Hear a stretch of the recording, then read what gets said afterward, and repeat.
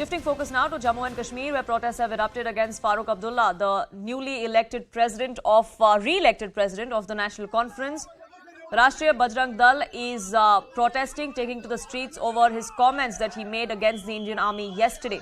Tejinder, my colleague, now joins me for more on this. Tejinder, some sensational allegations were made by Farooq Abdullah yesterday against the Indian Army about alleged booth capturing by the army and intimidation of voters. There is anger now that is spilling onto the streets over that.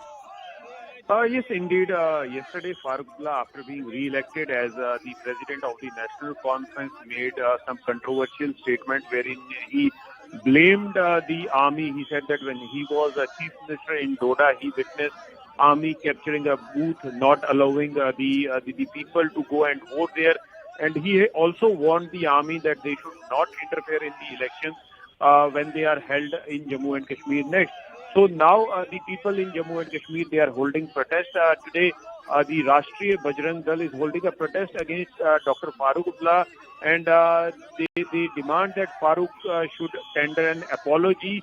He should publicly rather tender an apology for blaming the army. These are the people who are saying that it is only because of the Indian army that our borders, our line of control are secure, that the terrorists are not able to have a field day. These soldiers, they sacrifice their life to ensure that the people across the entire union territory of Jammu and Kashmir are safe, and blaming them for booth capturing is something which is unacceptable, and Farooq Abdullah should immediately tender an apology, public apology rather, on making such controversial statements.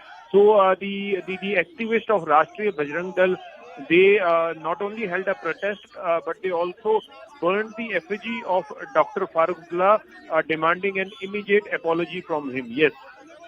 Right, an immediate apology is being demanded by the protesters out on the streets there. But have we had any reaction from the National Conference or from any other party for that matter?